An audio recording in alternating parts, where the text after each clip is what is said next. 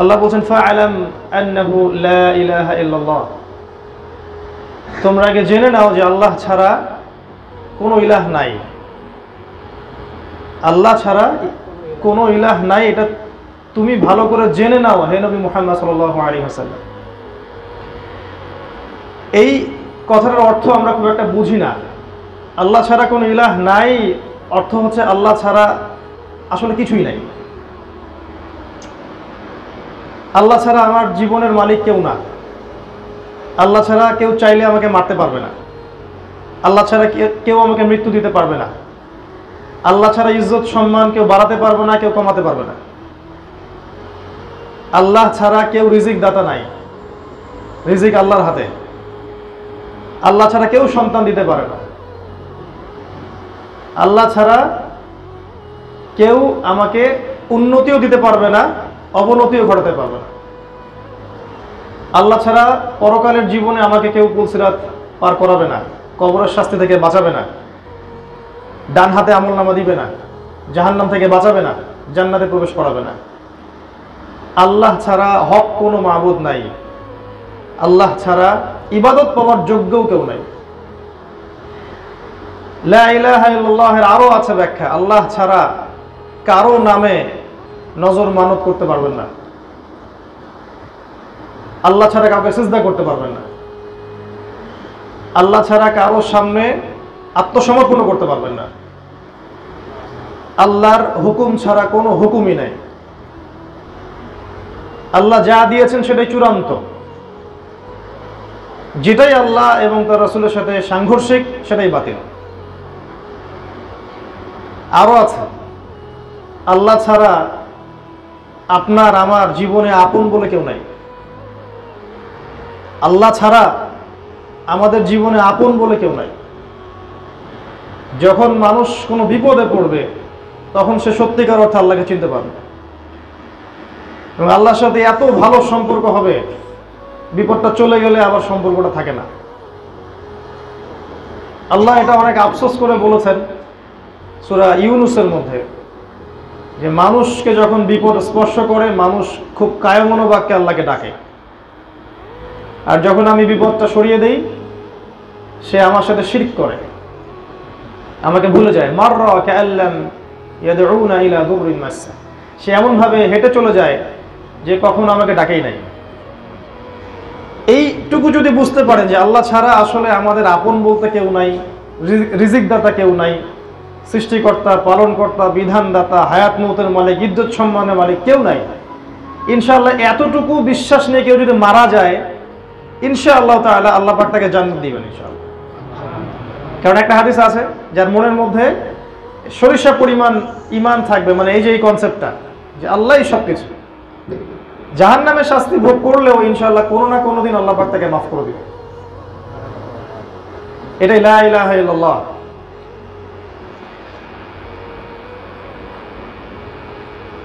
আল্লাহ ছাড়া যে আপন কেউ নাই এটা যে ব্যক্তি বুঝতে পারছে এই পৃথিবীতে, সে ব্যক্তি তার জীবনটাকে ঢেলে সাজাতে পারবে। যদি সে আল্লাহকে আপন করতে না পারে তার জীবনকে ঢেলে সাজাতে পারবে না পরকালের জন্য। আমরা যে ভুলটা করি, আমরা আল্লাহ ছাড়া অন্যকে আপন মনে করি। আমরা আমাদের স্ত্রী সন্তান, আমাদের পিতা মাতা, আমাদের আত্মীয় স্বজন, বন্ধু বান্ধব, পাড়া প্রতিবেশী, অফিসের কলিগ, আমাদের বস, সবাইকে খুব আপন মনে করি। সম্পর্ক আছে না, সম্পর্ক একটা জিনিস, আপনত্বটা আলাদা বিষয়। দেখবেন এরা সবাই যদি আপনাকে ফেলে দেয়, আল্লাহ কখনো আপনাকে ফেলবেন না। খেয়াল করে দেখবেন, জীবনে এমন অনেক সময় গেছে আপনার আমার যে আপনাকে কেউ বুঝতে পারেনি, আপনার ভিতরে কি আছে এটা কেউ বোঝে নাই, আল্লাহ বুঝছেন। আপনি ওই সময় সবার কথা ভুলে গিয়ে সেজদা দিয়েছেন, দিয়ে আল্লাহর কাছে চাইছেন, আল্লাহ কিন্তু সাথে সাথে দিচ্ছেন আপনাকে। আল্লাহ অনেক কাছে।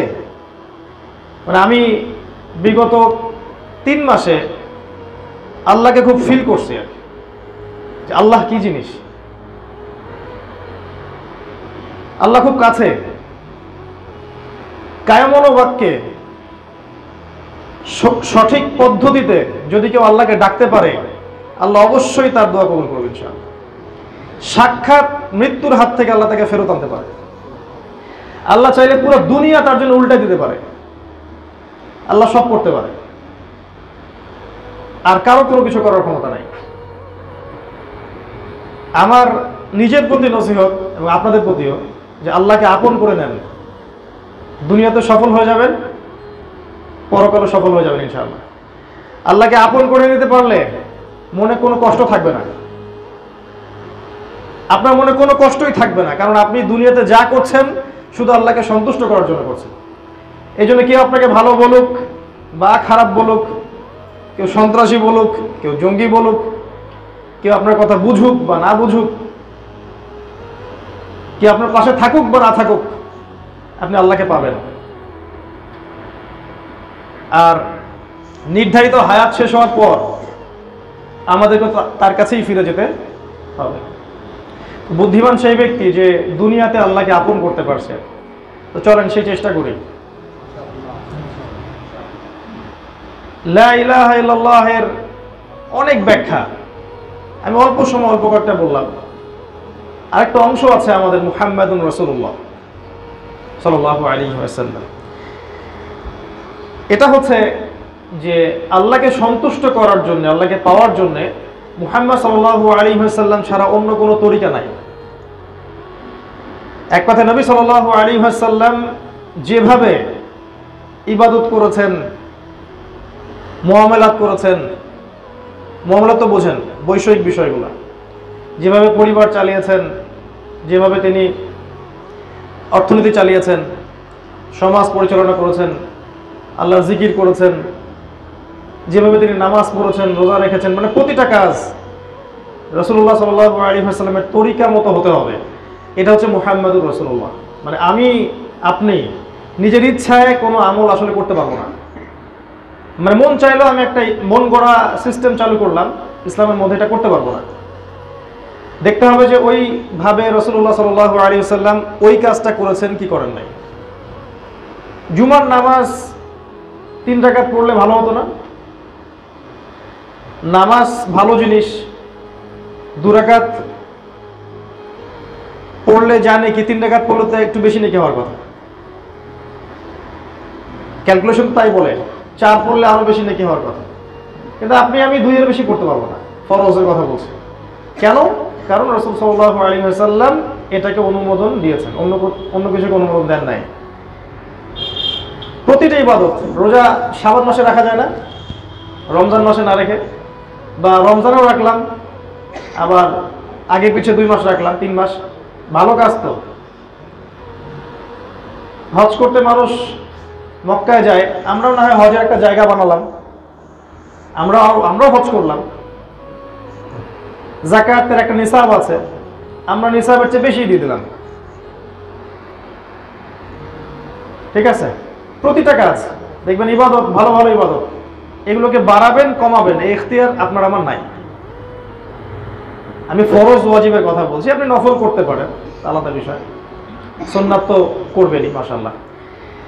তো এইটুক মুহাম্মদুর রাসূলুল্লাহ সাল্লাল্লাহু আলাইহি ওয়াসাল্লাম যে আমার আপনার আল্লাহকে সন্তুষ্ট করার জন্য মুহাম্মদ সাল্লাল্লাহু আলাইহি ওয়াসাল্লাম ছাড়া অন্য কোনো টিচার, রোল মডেল, আদর্শ, উসওয়াতুল হাসানা কিছুই নাই।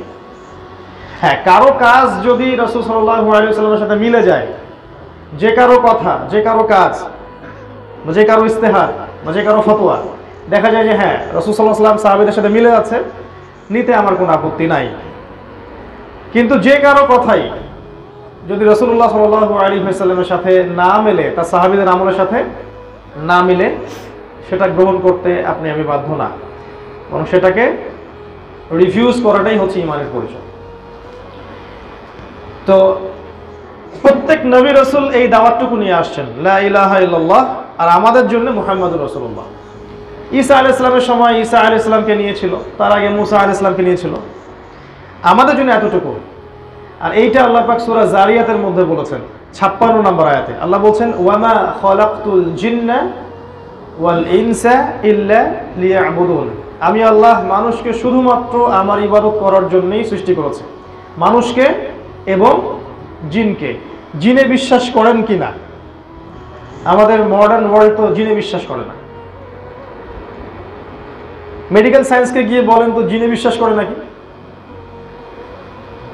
আমাদের যে উন্নত সভ্যতা, যেগুলা যারা বস্তুবাদী জ্ঞানটাকে চূড়ান্ত মনে করে, বাহ্যিক চোখ দিয়ে যে জ্ঞানটা অর্জন করে এটাকে চূড়ান্ত মনে করে,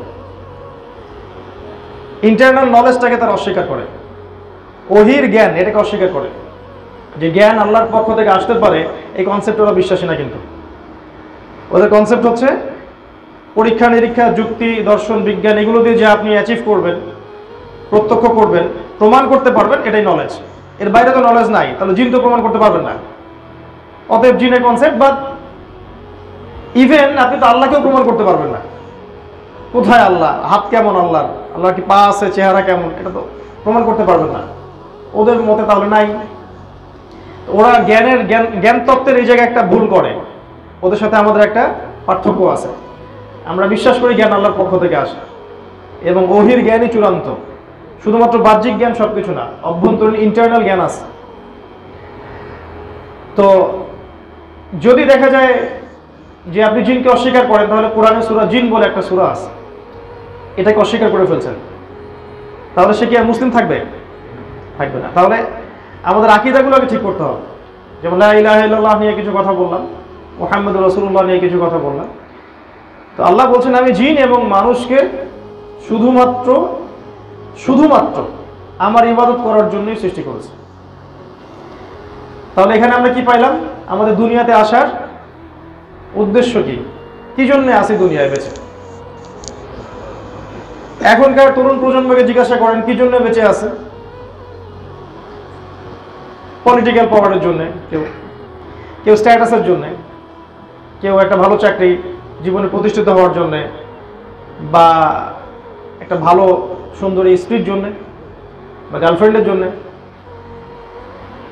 যারা পৌরত্বে চলে গেছে ওদেরকে জিজ্ঞাসা করেন আপনারা কি জন্য বেঁচে আছেন দুনিয়ায়? আপনার দুনিয়াতে বেঁচে থাকার উদ্দেশ্য কি? কি অ্যান্সার আসে দেখেন। আমাদের বাচ্চাদেরকে আমরা যারা বড় করতেছি, আমাদের পিতা মাতাদেরকে বলেন যে কি উদ্দেশ্যে বাচ্চাদেরকে বড় করতেছে। আল্লাহ এখানে আমাদের পৃথিবীতে অবস্থান করার উদ্দেশ্য বলছেন, কি জন্য পৃথিবীতে বেঁচে আছি আমরা। ওয়ামা খালাকতুল জিন্না ওয়াল ইনসা ইল্লা লিয়াবুদুন, আমার ইবাদত ছাড়া অন্য কোনো কাজের জন্য আমি তোমাদেরকে সৃষ্টি করিনি। তো এখন সাথে সাথে আক্রমণাত্মক একটা অ্যান্সার চলে আসবে ওই গডলেস ওয়ার্ল্ড থেকে, তাহলে আমরা কি আর হাট বাজার করবো না, তাই না? বিয়ে শাদী করবো না, পড়াশোনা করবো না, সারাদিন খালি নামাজই পড়বো। তো তাদেরকে একটা জিনিস বোঝানো যায়নি, আমরা আবার বুঝাই যে রাসূলুল্লাহ সাল্লাল্লাহু আলাইহি ওয়াসাল্লামের সুন্নাহ মোতাবেক প্রত্যেকটা কাজ করাই ইবাদত। মানে আমি বিছানায় গেলাম, রাসূলের মতো ওই যে 3 কুল পড়ে আপনি ফু দিলেন, সূরা বাকারার শেষ 2টা আয়াত পড়লেন, সম্ভব হলে সূরা মুলক পড়লেন, আয়াতুল কুরসি পড়লেন, ঘুমালেন, এই ঘুমটা আপনার ইবাদত। আপনি রাসূলের মতো সালাত পড়ছেন, ইবাদত। সকালবেলা তো বাথরুমে গেলেন, মিসওয়াক করলেন, বাথরুম করলেন, রাসূলের সুন্নাহ মোতাবেক, ইবাদত। সকালে নামাজ পড়ে নিজের শরীরকে সুস্থ রাখার জন্য আপনি ব্যায়াম করছেন বা হাঁটছেন। সুস্থ কেন রাখছেন? সুস্থ রাখবো এই নিয়াতে যাতে করে আল্লাহর ইবাদত আরো বেশি করে করতে পারে, ওইটাও ইবাদত। তখন ব্যায়ামটাও ইবাদত। আপনি খাচ্ছেন, কি জন্য খাবেন? খাওয়ার জন্য কেউ বাঁচে, আবার কিছু মানুষ বাঁচার জন্য খায়। আমাদেরকে বাঁচার জন্য খেতে বলা হয়েছে, যে আমরা এমন খাবার খাবো যেগুলো পুষ্টিকর, হাইজেনিক, যেগুলো আমাদের শরীরে ক্ষতি করবে না এবং যেগুলো দিয়ে আমরা আরো শারীরিক মানসিক শক্তি অর্জন করবো, ইবাদত করতে পারবো। খাওয়াটা কি হলো তাহলে? ইবাদত। আপনি যাচ্ছেন মনে করেন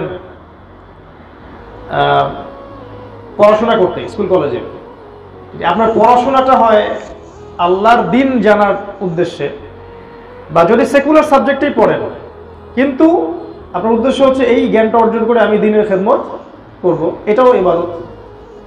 অনেকে বলে ভাই আমি তো কম্পিউটার সায়েন্সে পড়ি, আমি কি পড়াশোনা ছেড়ে দিব? আপনাকে এটা বলছি ছাড়তে হবে, বরং ওই পড়াশোনাটা আপনি ইসলামের দিকে কাজে লাগান না কেন? তাহলে মুসলিমদের আরো উপকার হচ্ছে, তাই না? প্রযুক্তিগত দিক থেকে কারা আগে গেছে? আমরা না ওরা? আমরা যে পিছায় আছি এটা কি আমাদের জন্য কি কল্যাণকর?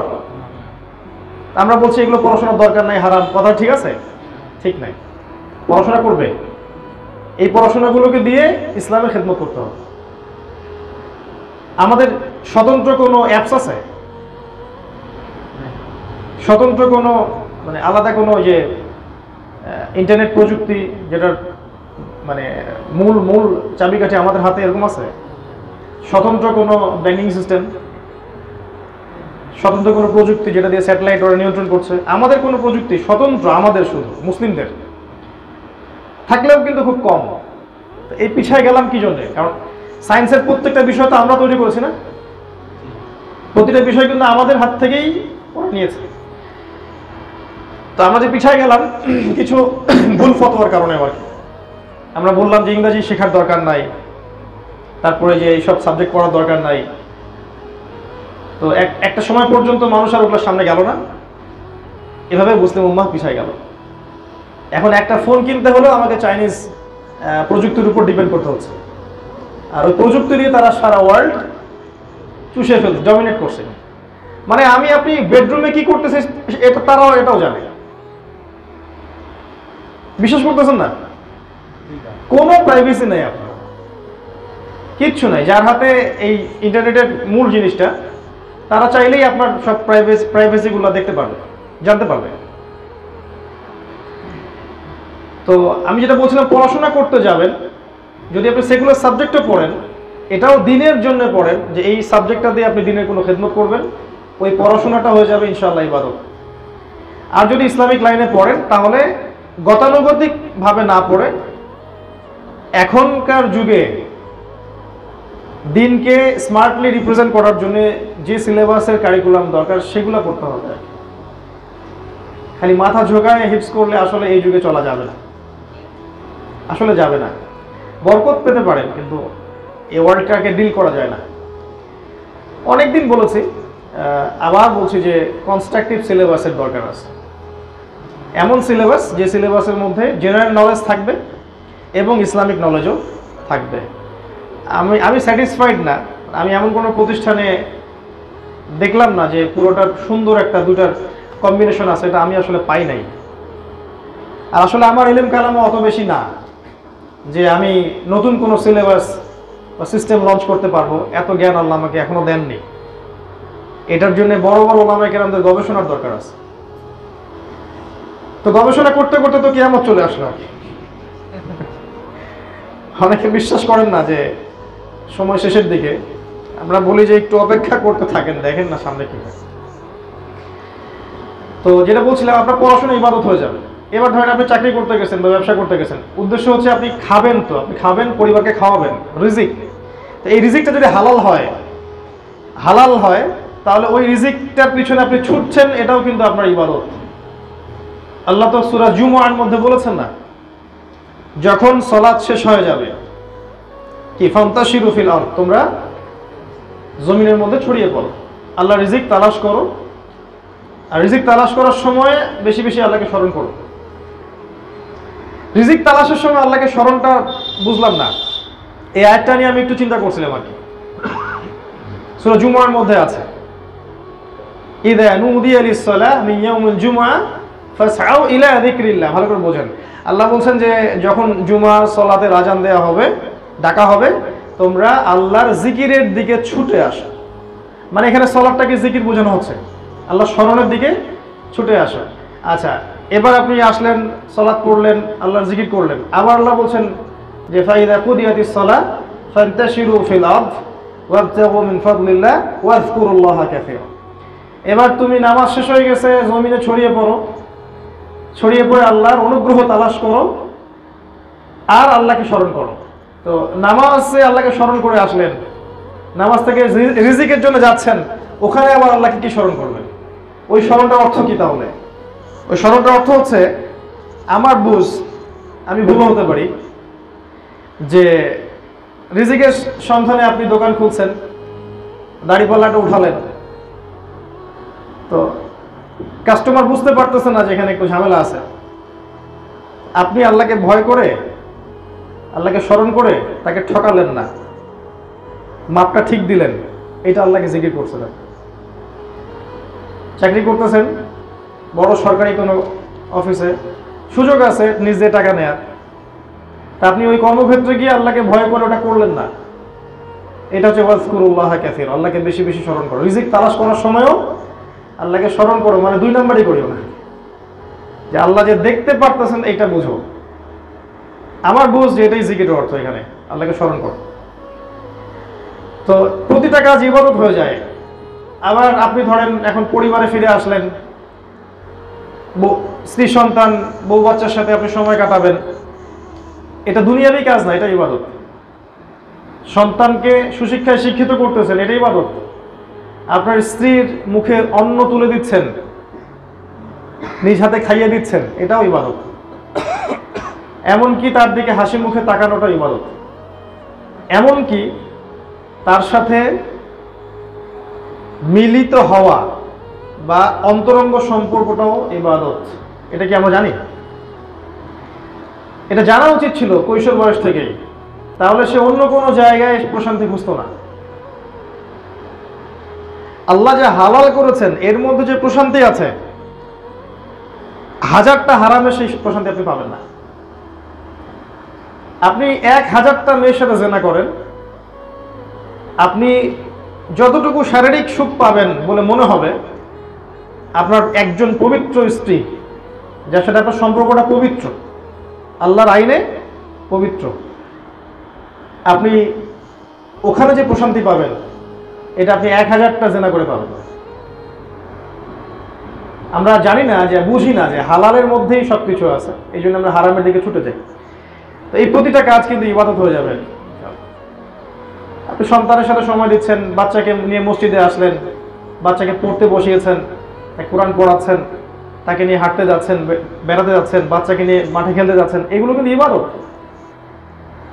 আমরা মনে করি সব দুনিয়াবি কাজ। এমনকি আপনি কোনো মুসলিম ভাইয়ের প্রয়োজন পূরণ করছেন, প্রতিবেশীর কিছু লাগলো আপনি দিলেন, বা কাউকে টাকা পয়সা ধার দিলেন, বা একটা মুসলিম ভাইয়ের সাথে হাসি মুখে কথা বললেন, বা চা খেতে বসছেন 5-10 জন মিলে, ওইখানে 2টা দিনের কথা বললেন, সবই ইবাদত। এক কথায় ওই সকাল থেকে নিয়ে রাত পর্যন্ত যতগুলো কাজ আমরা করি, যতগুলো কাজ, আমাদের পড়াশোনা, আমাদের খাওয়া পড়া, আমাদের অর্থনীতি, রাজনীতি, আমাদের এই যে কি বলবো সংস্কৃতি, পরিবার, পারিবারিক বন্ধন, যত কাজ আপনি করেন সারাদিন, যদি প্রতিটা কাজ আল্লাহ এবং তার রাসূলের দেখানো পথে হয়, তাহলে প্রতিটা কাজই ইবাদত। এটাই আল্লাহ বলেছেন, ওয়ামা খালাকতুল জিন্না ওয়াল ইনসা ইল্লা লিয়াবুদুন, আমি শুধুমাত্র আমার ইবাদত করার জন্যই মানুষ এবং জিন জাতিকে সৃষ্টি করেছি। এখন জীবনের শুরু থেকে শেষ পর্যন্ত যদি আমরা আল্লাহর ইবাদতে কাটাতে পারি, তাহলে আমার জন্য সবচেয়ে ভালো হয়। তো কিভাবে করব? আমার কয়েকটা ছোট্ট নাসিহা। যেমন আমাদের জীবনটাকে কয়টা ভাগে ভাগ করেন? আমরা একটা বই পড়ছি না, জীবন যেখানে যেমন, পড়ছেন? শুনছেন? আমার প্রশ্ন হচ্ছে, জীবন কোথায় কেমন? উত্তর খুঁজতে হবে। জীবনকে ভাগ করেন, আমার সাথে একটু অঙ্ক করেন। আমি আল্লাহর কাছে দোয়া করতেছি, আল্লাহ যেন আমাকে এবং আপনাদের সবাইকে এই পরিসংখ্যানটা বোঝার তৌফিক দান করেন এবং ওই অনুযায়ী আমল করার তৌফিক দান করেন, জানা অনুযায়ী আমল করার তৌফিক দান করেন। আমি যা বলছি এর উপরে আমাকেও যেন আমল করার তৌফিক আল্লাহ দান করেন। মনে করেন 60 বছর বাঁচবো, মনে করেন, কথার কথা, আপনি 40 হতে পারে, 50 হতে পারে, 20 হইতে পারে। এভারেজ কি এই উম্মার গড় আয়ু কত? এই উম্মার 55, 60, 64, 65, এই তো। এখন দেখেন আপনার জীবনের শেষের 5টা বছর, শেষের 10টা বছর বার্ধক্য, তাই না? চুলদারি সব পাকা, শরীর চাইলেও যায় না। তাহলে আপনার লাস্টের 10 মাইনাস করেন। ওই সময় আপনি যদি মন চায় যে আমি সারা দিন সারা রাত আল্লাহর ইবাদত করব, সম্ভব না। পারবো? এবার জীবনের শুরুর 10 বছরে আসেন। শুরুর 10 বছরে বোধশক্তি জাগে, ওই সময় মানুষ বুঝে ভালো মন্দ। এখনকার জেনারেশন তো 20 বছরও বোঝে না ভালো থেকে মন্দ, তাই না? আগে একটা যুগ ছিল মানুষ তাড়াতাড়ি ম্যাচিউর হইতো, এখন সহজে ম্যাচিউর হয় না, পরিবার হতেই দেয় না ম্যাচিউর। পরিবার মনে করে আমার সন্তানটা বড় হয় না, বড় হতে দিচ্ছে না তো বড় হবে কিভাবে। তো আমি যেটা বলতে চাচ্ছি, প্রথম 10 শেষ 10, এই 10-20 বছর আপনি আসলে আপনার লাইফের মধ্যে নাই, ডিপেন্ডেন্সি আছে অন্যের উপরে। মূল জীবনটা হয় সাধারণত 20 থেকে 40 বা 50, 20 থেকে 40 বা 50, এটা আপনার মানে যৌবন এবং পৌরত্বের জায়গাটা। প্রজ্ঞা, বিচক্ষণতা, রক্তের তেজ, ভালো মন্দ বোঝার ক্ষমতা, শারীরিক শক্তি, মানসিক শক্তি সব এইটুক সময়ের মধ্যে বেশি থাকে। এই জীবনটাকে যদি ভাগ করেন আপনি দেখবেন শৈশবকাল, কৈশোর, যৌবন আর বার্ধক্য। শৈশবটা এমন হওয়া উচিত যে শৈশবে আমাদের বাচ্চারা, আমাদের তো এখন শৈশব নাই, ওই আমরা বাদ দিলাম, আমাদের বাচ্চাদের কথা বলতেছে। শৈশবে আমাদের বাচ্চারা যেন তাওহীদটা শিখে ফেলায়। তাওহীদ কি জিনিস, ঠিক আছে, ইসলামের বেসিক জিনিসগুলো কি কি, কোরআন তেলাওয়াত করার জন্য শিখে ফেলে, হিফজ যেন কমপ্লিট করে ফেলে, আরবি ব্যাকরণের যে নাহু সরফের কিতাবগুলো আছে এগুলো যেন পড়ে শেষ করে ফেলে, ভালো স্কুলে যেন পড়ে, সেখানে ইংরেজি শেখে, ম্যাথামেটিক্স শেখে, ভালো ভালো সাবজেক্ট শেখে, ল্যাঙ্গুয়েজ শেখে। ল্যাঙ্গুয়েজ শিখতে কোনো সমস্যা নাই। এই সময়টুকুতে যেন ওরা বিশুদ্ধ ভাষা শিখে এবং বিশুদ্ধ খাবার খায়, ফিজিক্যালি যেন স্ট্রংলি গড়ে ওঠে। এই সময় যেন তারা মাঠে খেলে, গ্রামে নিয়ে যান, খেলান, পরিবেশের সাথে মিশান, ভালো প্যারেন্টিং যেন তারা পায়, ভালো খাবার, ভালো পড়াশোনা, ভালো টিচিং ফ্রেম এবং ভালো ওস্তাদ, ভালো পরিবেশ, ভালো পরিবার। সে যেন দেখে বাবা মার মধ্যে সম্পর্ক সুন্দর, পরিবারের মধ্যে। এরকম করে বাচ্চাদের শৈশবটা গড়ে তোলেন। সে করে পানি না দিলে আপনি কখনো ফল পাবেন না। এই 10-15 বছর বাচ্চার পিছনে মেহনত করেন। আবার বলতেছে, ওকে কোরআন শেখান, ওকে তাজবিদ শেখান, ওকে হিফজ করান, ওকে আরবি ভাষা শেখান, ওকে নাহু সরফের সব কিতাব শিখিয়ে দেন, ভালো স্কুলে দেন যেখানে সে জেনারেল লাইনেও ভালো করবেন, ভালো খাওয়ান, ভালো পোশাক দেন, ভালো পড়ান, ভালো খেলান এবং স্কিল শেখান। যেমন ওকে আপনি জুডো শেখান, তাইকোন্ডো শেখান, সাঁতার শেখান, মানে যেগুলো স্কিল মানুষের ফিজিক্যাল মেন্টাল স্কিল ডেভেলপ করে এগুলো করান একদম 14-15 বছর পর্যন্ত। শৈশবটা সুন্দর হলো না? এরকম শৈশব কয়জন পাইছেন? হাত তোলেন। এবার আজকে থেকে আপনি 1400 বছর আগে চলে যান, রাসূলের যুগের পরে সাহাবীদের যুগটাকে দেখেন। সাহাবা কেরামের একটা বাচ্চা 10-12 বছরে কোরআন হিফজ হয়ে গেছে, হয় নাই? আরবি ভাষা তো আগে থেকেই জানে, তারা ব্যাকরণ শিখে ফেলছে, হাদিসের কিতাবও পড়া মোটামুটি শেষ, আরবি গ্রামের বই শেষ। তারা ওই ওই কষ্ট সহিষ্ণু হয়ে বড় হইতো, সোনার চামচ দিয়ে বড় হইতো না। ছোটবেলা থেকে দেখবেন এরা তীর নিক্ষেপ করা শিখতো। আমি আপনাকে নিক্ষেপ করতে বলিনি, আবার কথাটা অন্যদিকে নিয়ে না, মানে ওই সময়কার সেন্সে বলছি। এবং তারা একটা নুরানি পরিবেশে বড় হতো। ওদের পরিবারের পিতা মাতার মধ্যে কোনো ঝগড়া নাই, কোনো কলহ ফাসাদ নাই, হলেও খুব সামান্য। হ্যাঁ, তাদের তাদের তাদের তারা দেখে না যে তাদের বোনরা বেপর্দা, তারা দেখতো না যে তাদের মা বেপর্দা, তারা দেখতো না তাদের বাসায় ডিভাইস দিয়ে ভর্তি, সারাদিন ফোন আর গেমস আর ল্যাপটপস ইন্টারনেটস, এগুলো তারা দেখতো না। স্মার্টফোন এডিকশন, এটা তারা দেখতো না। তারা দেখতো না যে বাবা আর মা শুয়ে শুয়ে অপসংস্কৃতি দেখতেছে। ওই যুগের বাচ্চাদের দিকে তাকান, আর এই যে আমি যেটা বললাম যে শৈশবটা করা উচিত, এর মধ্যে একটা বিশাল পার্থক্য আছে না? সফল কিন্তু ওই যুগের জেনারেশনটা।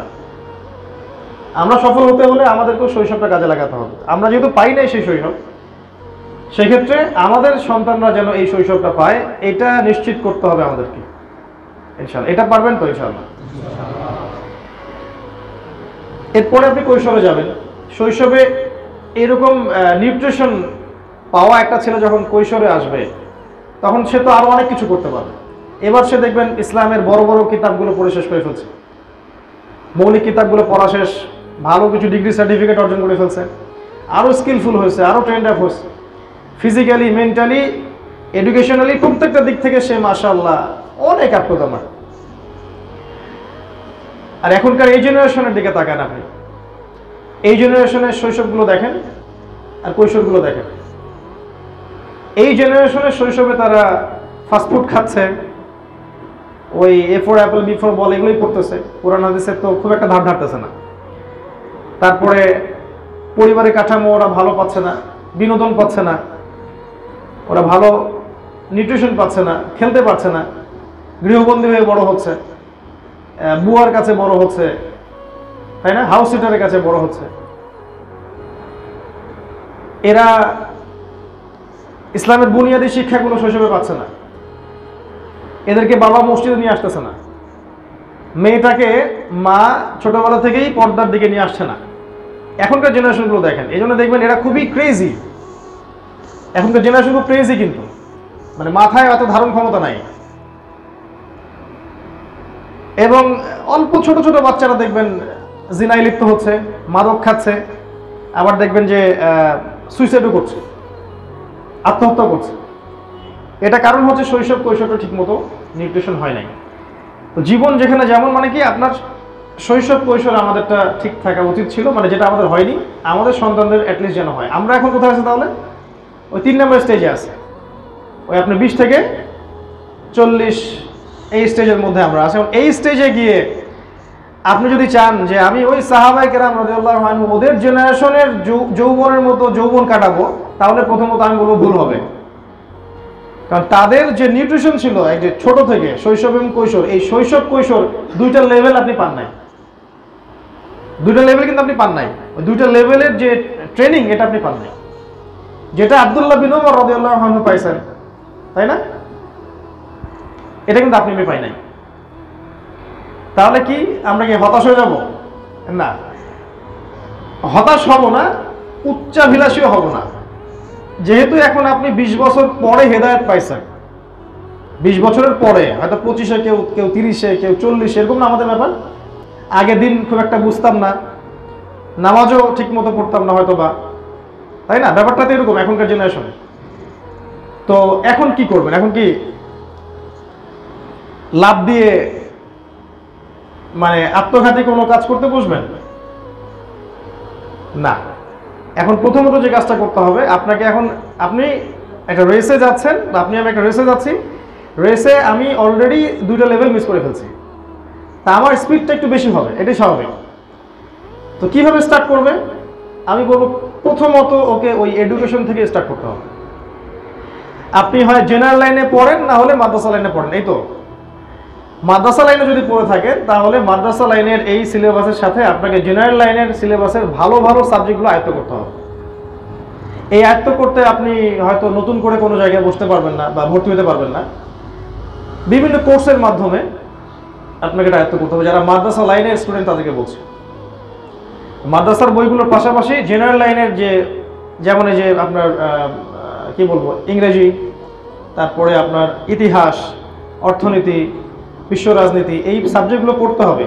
যারা মাদ্রাসার ছাত্র তাদেরকে বলছি, যদি আপনি না পড়েন তাহলে আপনার এই একমুখী জ্ঞান দিয়ে খুব একটা উম্মার খেদমত করা সম্ভব না এই যুগে।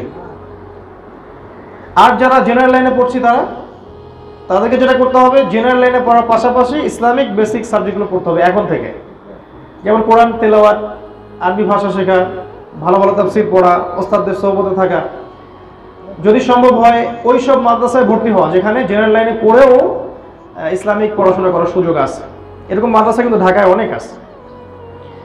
এছাড়া কোনো অপশনই নেই আপনার কাছে, কারণ আপনি নতুন করে আবার মাদ্রাসায় ভর্তি হতে পারবেন না। আর যদি এটাও করতে না পারেন, তাহলে বিষয়ভিত্তিক ভালো ভালো বই নেন, কোরআনের তাফসীর নেন, হাদিসের বইগুলো কেনেন, ইতিহাসের বই কেনেন, আপনি ফিকহের বই কেনেন, কি বলবো, অর্থনীতির বই কিনেন, বিশ্ব রাজনীতির বই কিনেন, এগুলো কিনে বাসায় একটা সমৃদ্ধ লাইব্রেরি করেন, নিয়মিত পড়াশোনা করেন। এটা ছাড়া আর কোনো অপশন আমার জানা নাই। তবে মুসিবত এই টাইপের মানুষদেরকে নিয়ে একটু বেশি হয় আবার, কারণ অল্প কয়েকদিন পড়াশোনা করার পরে তারা মনে করে যে আমি অনেক জেনে ফেলছি, তখন তারা আবার ফতোয়া দেওয়া শুরু করে বেশি। মুশকিলটা তখন এখানেই হয়।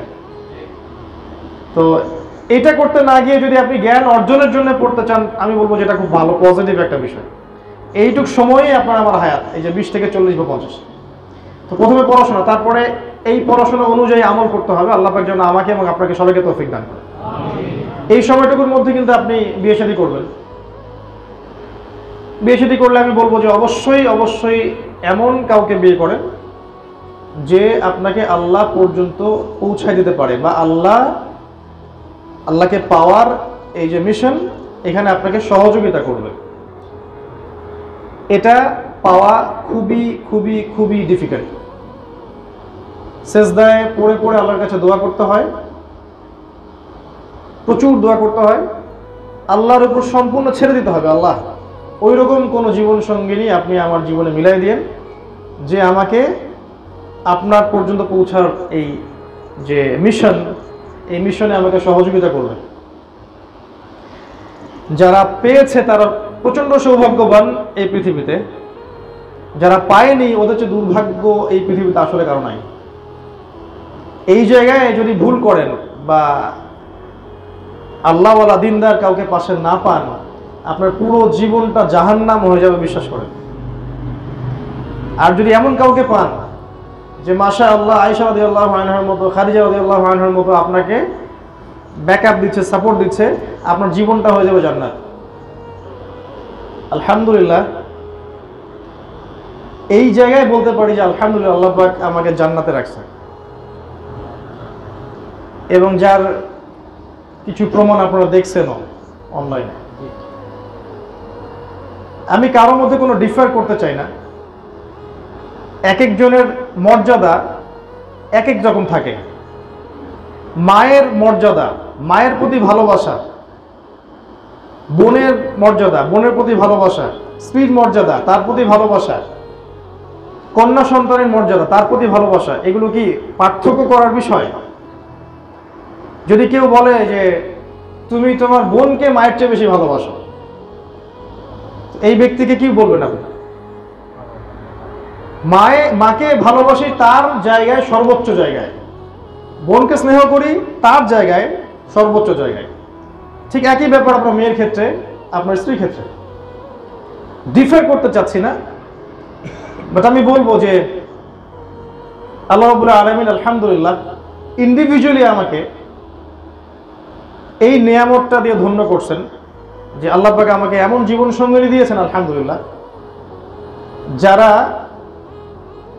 আমাকে আল্লাহর পথে চলতে, এগিয়ে যেতে সাহায্য করে। আলহামদুলিল্লাহ, এই জায়গায় কখনো ভুল করেন না, ইস্তেখারা করেন, আল্লাহর কাছে চেয়ে নেন। কখনো সম্পত্তি দেখতে যায়েন না, কখনো রূপ সৌন্দর্য দেখতে যায়েন না, কখনো বংশকে সবচেয়ে বেশি প্রাধান্য দিয়েন না। যদি তিনটা ভালো থাকে আলহামদুলিল্লাহ, তিনটা যদি নাও থাকে, দুইটা থাকে বা একটা থাকে, আপনি দিনদারিতাকে প্রাধান্য দেন, আর কিছু দেখেন না, ইনশাআল্লাহ আপনি জিতবেন। আর যদি অন্য কিছুকে প্রাধান্য দেন, আপনি হেরে যাবেন। এই জায়গায় আমাদেরকে ভুল করা যাবে না। আমি যুবকদের এই কথাটা এই জন্য বলছি যে বহুত পরিবার এখন এরকম প্রবলেমসের মধ্যে সাফার করে। এই জন্য আমি এই টিপসটা দিচ্ছি যে কখনো দিনদারিতা ছাড়া অন্য কোনো কিছু দেখবেন না। আপনি দিনদারিতাকে প্রাধান্য দেন, আল্লাহ পাক অন্য দিক থেকে আপনাকে দিয়ে দিবেন ইনশাআল্লাহ, দেখবেন। আর একটা বিষয় হচ্ছে, শয়তান খুব প্রচণ্ডভাবে লেগে থাকবে পরিবারের মধ্যে ফাটল সৃষ্টি করার জন্য। এবং আপনার স্ত্রী, আপনার সন্তান, আপনার পিতামাতা, ভাই বোন, এদের মধ্যে একটা দূরত্ব সৃষ্টি করার শয়তান সবসময় বেশি চেষ্টা করবে। কারণ সে জানে যে পরিবার যদি ভেঙে ফেলা যায় তাহলে আপনি আর আগাতে পারবেন না। যে মানুষটা পারিবারিক জীবনে সুখী না, সে কখনো দিনের কাজ করতে পারবে না।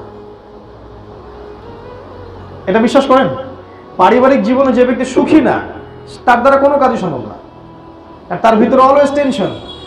যদি পরিবারের সদস্যরা এমন হয় যে প্রত্যেকে আপনাকে খালি দুনিয়ার দিকে ঠেলে, তাহলে আপনি নিজের ভালো নিজে বুঝে নেন। এখনকার ম্যাক্সিমাম পরিবার এরকম, খালি দুনিয়া আর দুনিয়া। মানে ছেলেরা হচ্ছে এখন টাকার মেশিন, আর প্রয়োজন পূরণ করার মেশিন। মায়ের প্রয়োজন পূরণ করো, বোনেরটা পূরণ করো, স্ত্রীরটা করো, সন্তানেরটা করো, অমুকেরটা করো, তমুকেরটা করো। নিজের আর আল্লাহকে ডাকার সময় থাকে না, তাই না? এরকম হচ্ছে না?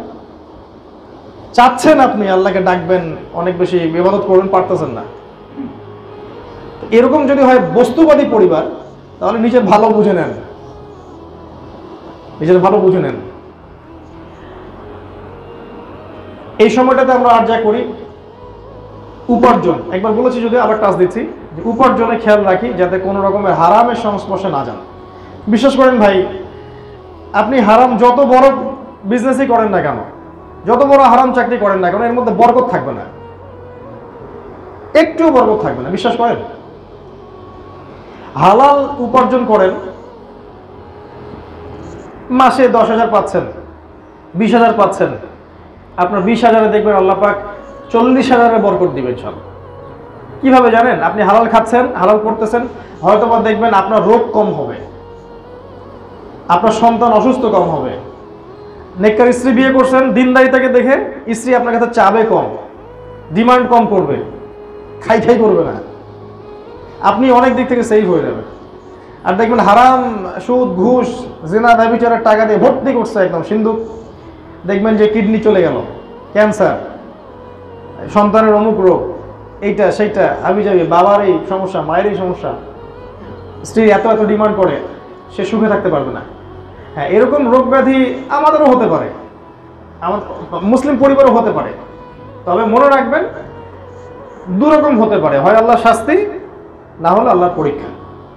আল্লাহ পাক মুমিনদেরকে শাস্তি দিবেন না, আল্লাহ পাক মুমিনদেরকে পরীক্ষা করবেন, আল্লাহ পাক জালেমদেরকে শাস্তি দিবেন। ওইটা তার জীবনে শাস্তি হিসেবে আসছে, আর আপনার আমার জীবনে অসুস্থতা আসলে ওটা হয়তো ইনশাআল্লাহ নেয়ামা হিসেবে আসবে, পরীক্ষা হিসেবে আসবে। তো এই জায়গায় রিজিকের ব্যাপারটা কনসিয়াস থাকেন। আমি এনকারেজ করি ব্যবসা করেন, হালাল ব্যবসা করেন, হালাল চাকরি করেন। আমি এনকারেজ করি যে রাষ্ট্রীয় ভালো ভালো পদে থাকেন, সেখানে সততার সাথে কাজ করেন, দেখবেন দেশের জন্য কল্যাণকর হবে। আমাদের সৎ ব্যক্তিদের খুব দরকার, আর সৎ ব্যক্তি ইসলাম ছাড়া কেউ প্রডিউস করতে পারবে না, ইসলাম ছাড়া কেউ সৎ ব্যক্তি প্রডিউস করতে পারবে না। সব জায়গায় সৎ ব্যক্তি দরকার। আমি কৃষিভিত্তিক অর্থনীতিকে খুব প্রেফার করি, নাসিহা করি, যাদের এরকম জমি জমা আছে, কৃষিভিত্তিক কিছু করলে আপনি হালাল খেতে পারবেন এবং ইনশাআল্লাহ এই শেষ জামানায় আপনি ভালো করবেন, আপনি লাভবান হবেন ইনশাআল্লাহ। এই যে 20 থেকে 40, এখানে আর কি করব, কি বললাম? পড়াশোনা করব, আমল করব, মাশাআল্লাহ দিনদার, বিয়ে শাদী করবেন দিনদার মেয়েকে, হালাল রিজিকের পিছনে ছুটবেন, সাধ্য মতো আল্লাহর দ্বীনের দাওয়াত দিতে হবে, সাধ্য মতো আল্লাহর দ্বীনের দাওয়াত দিতে হবে। দাওয়াতটা চরমপন্থায় যাবে না, দাওয়াতটা শৈথিল্যবাদী অবস্থাতেও থাকবে না। ব্যাপারটা বুঝছেন? দাওয়াতটা হচ্ছে মার কাট কাট দাওয়াত না, আবার সবই ঠিক গোলালো মার্কা দাওয়াত না, মধ্যমপন্থী দাওয়াত, যেটাকে আল্লাহ পাক কোরআনে কি বলেছেন? কাযালিকা জাআলনাকুম উম্মাতান ওয়াসাতা, তোমাদেরকে বানিয়েছি মধ্যমপন্থী উম্মাহ। তা'মুরুনা বিল মা'রুফ, তোমরা সৎ কাজের আদেশ করবে, অসৎ কাজে নিষেধ করবে। আমাদের দেশের মানুষ কোরআনই পড়তে জানে না, তাকে যদি আসলে বড় বড় বিষয়গুলো বোঝানো হয়, এটাও এক প্রকারের আমাদের আসলে মানে কাজটা ঠিক হচ্ছে না, আমার কাছেও মনে হয় আর কি।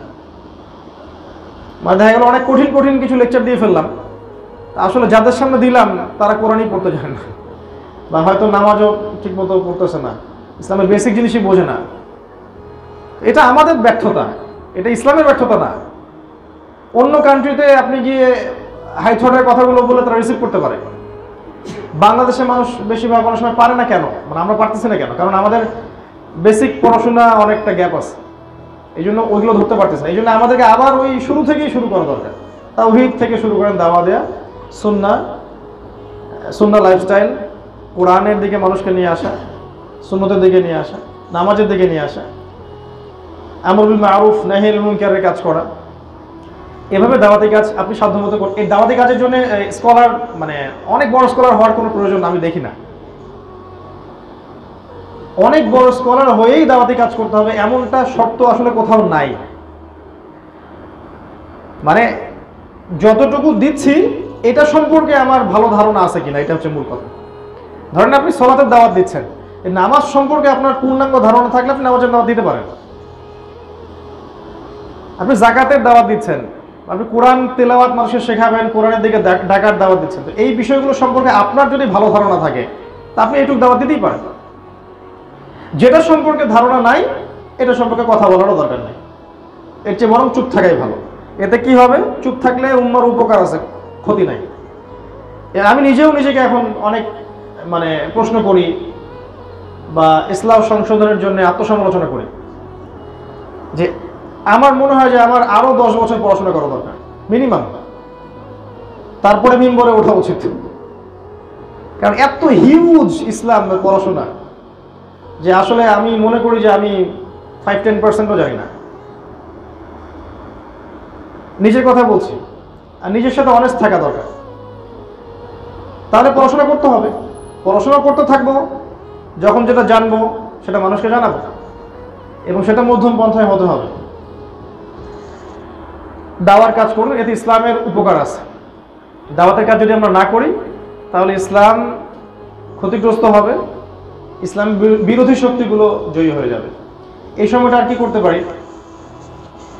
এই সময়টা ফিজিক্যালি স্ট্রং থাকার চেষ্টা করা যায়। ভালো খাবার খান, ফিজিক্যালি স্ট্রং থাকেন, তো ব্যায়াম করেন, পরিশ্রম করেন, কায়িক শ্রম করেন।